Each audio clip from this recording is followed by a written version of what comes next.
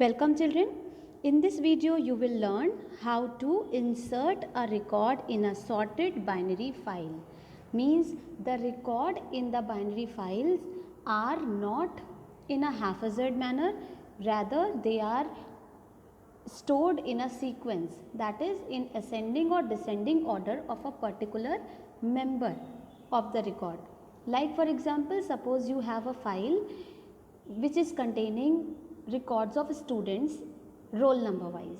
Now if you want to insert record of a new student in that file, you have to insert it in such a way that even after insertion the file remains in ascending order of roll numbers. Okay, so you know that in this process you have to first find out the appropriate place where the record should be inserted, and then you will insert it at that place. Okay, so that appropriate place can be the very first place also, it can be added at the end also, and it can be added somewhere in between the records also, right? So how to do it? For this we make use of a temporary file. Okay, so what we do, according to the order in which the records are sorted, we make comparisons and keep on dumping records on the temporary file. Okay, so let us understand it with the help of a question.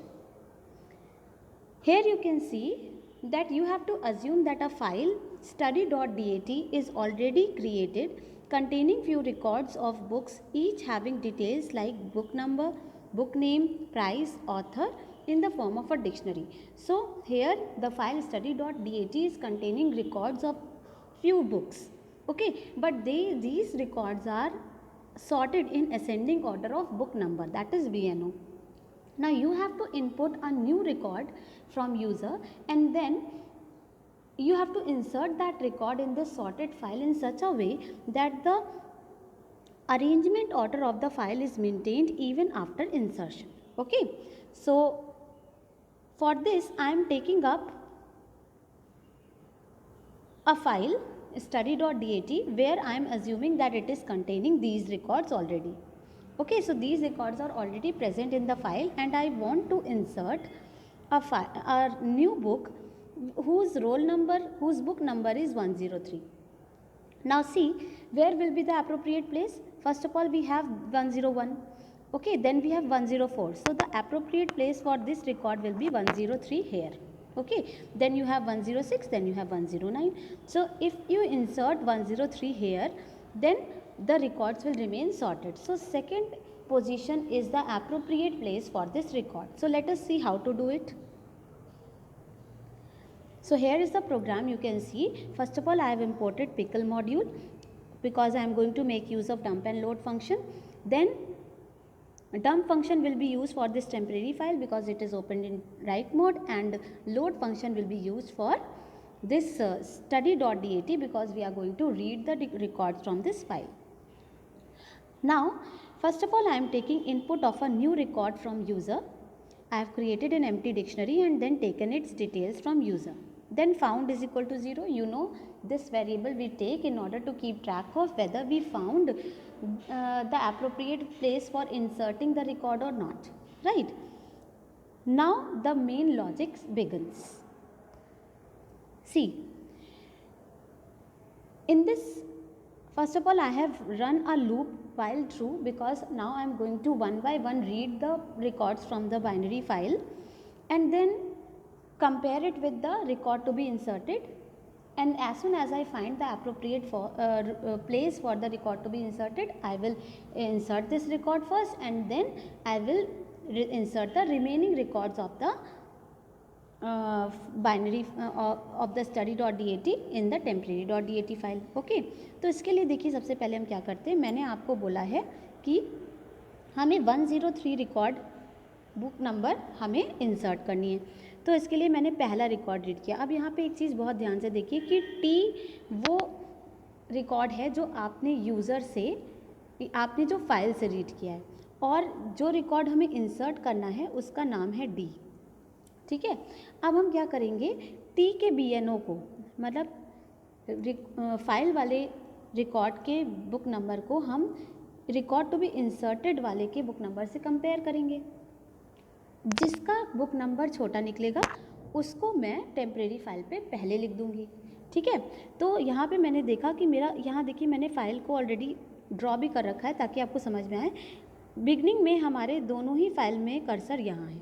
ठीक है, अब मैंने एक record जब read किया तो मेरा cursor यहाँ आ गया।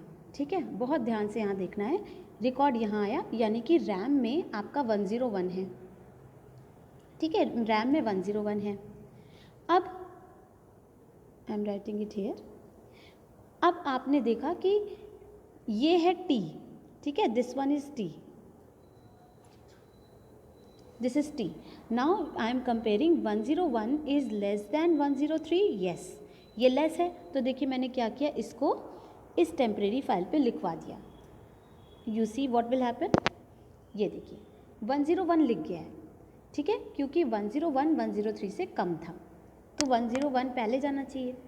अब उसके बाद देखिए, उसके बाद मैंने नेक्स्ट रिकॉर्ड रीड किया। मेरा कर्सर अब कहाँ था, आपको मालूम है 101 रीड करने के बाद यहाँ था। अब जब आपने नेक्स्ट रिकॉर्ड रीड किया तो आपका कर्सर यहाँ आ गया और इस फाइल का कर्सर यहाँ रुका है।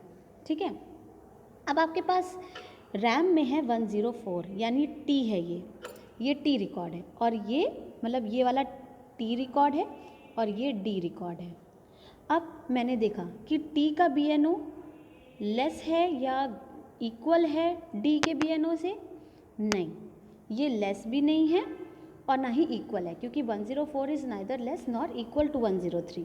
तो हमको क्या करना है, अब पहले ये रिकॉर्ड फाइल में जाएगा, उसके बाद इसे जाना होगा। ठीक है, तो इसलिए मैंने 103 पहले डाला। देखिए मैंने क्या किया, pickle dot dump D dot G, तो D, यानी यहाँ पे पहले 103 चला गया होगा। ठीक है, फिर उसके बाद T डाला। T हमने इस समय इसलिए डाल दिया क्योंकि हम T को रीड कर चुके हैं। अगर हमने T को अभी इस समय नहीं लिखवाया यहाँ पे तो क्या होगा, जब आप नेक्स्ट रीडिंग करोगे तो आप 106 रीड करोगे और 106 रीड करोगे तो 104 तो यहाँ कभी पहुँच ही नहीं पाएगा। इसलिए हम जैसे ही हमने उस रिकॉर्ड को रीड कर लिया है, हमें मालूम है कि पहले ये रिकॉर्ड नहीं जाना है, पहले 103 जाना है, तो हम पहले 103 डाल देंगे, उसके तुरंत बाद हम 104 भी डाल देंगे। ठीक है, और हमने रिकॉर्ड इंसर्ट कर दिया इसलिए हमने फाउंड को 1 कर लिया और हमने यूज़र को बता दिया कि रिकॉर्ड इंसर्टेड। ठीक है, अभी ये फाउंड इक्वल टू 0 यहाँ क्यों लिखा है, इसका रीज़न मैं आपको समझाती हूँ। इतना क्लियर हो? तो इतने के बाद देखिए आपका फाइल का सिनेरियो क्या हो जाएगा, इतना। ठीक है, आपका कर्सर कहाँ है, यहाँ पे है इस फाइल में, और इस फाइल में अब वो यहाँ आ चुका है। ठीक है, अब देखिए, अब आप फिर से फाइल का रिकॉर्ड रीड करेंगे। रिकॉर्ड रीड किया तो आपने 106 रीड किया, आपको इंसर्ट करना था 103, रैम में आया 106। अब 106 आया, एक बात याद रखिए कि आपको जो रिकॉर्ड इंसर्ट करना था वो आप कर चुके हैं, अब आपको दोबारा इस रिकॉर्ड को इंसर्ट नहीं करना है। जब आप 106 रीड करेंगे तो आपकी ये कंडीशन फिर से फॉल्स हो जाएगी, लेकिन फिर फॉल्स होने के बाद भी आप जब यहाँ आओगे तो आपको ये 103 दोबारा नहीं लिखवाना है। ठीक है, अगर आपने यहाँ पे ये found is equal to 0 check नहीं किया तो ये 103 को फिर से लिख देगा इस लाइन की वजह से। तो एक्चुअली में क्या हो जाएगा, 103 आएगा फिर 106 आएगा, लेकिन हम ये तो नहीं चाहते। हम चाहते हैं कि जब मेरा एक बार ये रिकॉर्ड इंसर्ट हो चुका है अपनी सही जगह पे तो हम उसको दोबारा क्यों इंसर्ट करेंगे। इसलिए मैंने क्या किया, फाउंड को 0 लगा दिया। पहली बार में जब इंसर्शन के लिए आपको जगह मिलेगी, जब आपकी ये कंडीशन फॉल्स होगी तब फाउंड 0 रहा होगा और आपके दोनों रिकॉर्ड लिख जाएंगे। लेकिन जब दूसरी बार आपकी ये कंडीशन फॉल्स होगी और आप यहाँ आएंगे तो आपको यहाँ पे ये रिकॉर्ड नहीं लिखना है। तो क्या होगा, ये फाउंड इस समय 1 हो चुका है। ठीक है, अभी तो हमने 103 इंसर्ट किया तो फाउंड 1 हो चुका था। अब की बार फाउंड जब 1 मिलेगा तो वो सीधे यहाँ आएगा, यहाँ आएगा तो T को लिख देगा। T क्या है, 106, तो यहाँ पे आपका 103 नहीं आएगा, 106 आएगा। Now see the situation of the file, ये देखिए 106 आया। ठीक है, फिर से आप नेक्स्ट रिकॉर्ड रीड करेंगे। ठीक है, फिर से आपने नेक्स्ट रिकॉर्ड रीड किया तो अब की बार मेरा कर्सर यहाँ वेट कर रहा था। मैंने जब ये लाइन रीड की तो मेरा कर्सर यहाँ आ गया 109 पे आए तो रैम ये हमें 103 इंसर्ट करना था जो हम कर चुके हैं, 109 किया तो 109 भी neither less nor equal to 103 है। तो अब की बार भी मुझे एल्स पे ही आना पड़ेगा क्योंकि ये कंडीशन फॉल्स हो गई। एल्स पे आए, लेकिन मुझे ये काम नहीं करना है, मुझे 103 को फिर से इंसर्ट नहीं करना है। ये देखिए यहाँ पे 103 फिर से इंसर्ट हो रहा है, ये नहीं करना। इस बार भी आपको फाउंड 1 मिलेगा क्योंकि आप एक बार 103 को इंसर्ट कर चुके हैं। आप एल्स में आएंगे और आप 109 को यहाँ पे लिख देंगे, ठीक है। 109 यहाँ लिख गया। अब देखिए क्या होगी सिचुएशन फाइल की, 109, ठीक। अब फिर से हम शुरू करें। अब हम यहाँ थे, अब जब हम रीड करेंगे, ये वाली लाइन एग्जीक्यूट करेंगे, तो हमारा कर्सर हमें सीधे यहाँ ले आएगा। क्यों? क्योंकि एंड ऑफ फाइल आ चुका है, इस फाइल का एंड ऑफ फाइल आ गया। तो अब देखिए, अगर फाउंड आपको अभी तक 0 मिलेगा, इसका मतलब मालूम है क्या हुआ, आपने सारे रिकॉर्ड शिफ्ट कर दिए टेम्परेरी फाइल में, अभी भी आपको उसकी एप्रोप्रिएट प्लेस नहीं मिली। इतना सारा काम करने के बाद भी अगर आपका फाउंड 0 रह गया, इसका मतलब आपका रिकॉर्ड अभी तक इंसर्ट नहीं हुआ था। जैसे कि मान लीजिए कि आपके रिकॉर्ड में बुक नंबर था 110, तो 110 इसमें इसके बाद भी नहीं आएगा, इसके बाद भी नहीं आएगा, इसके बाद भी नहीं आएगा, इसके बाद आएगा। तो आपका अभी तक यहाँ पे 101, 4, 6, 9 सब चला गया होगा, लेकिन 1010 तो उसके बाद इंसर्ट होगा ना। तो जब आप यहाँ आएंगे तो आपको फाउंड 0 मिलेगा। अगर आपको फाउंड 0 मिला तो इसका मतलब आपके रिकॉर्ड का बुक नंबर इन सारे रिकॉर्ड के बुक नंबर से बड़ा था, तो इसलिए मैंने एंड में डलवा दिया इसको, ठीक है। तो एंड में आ गया।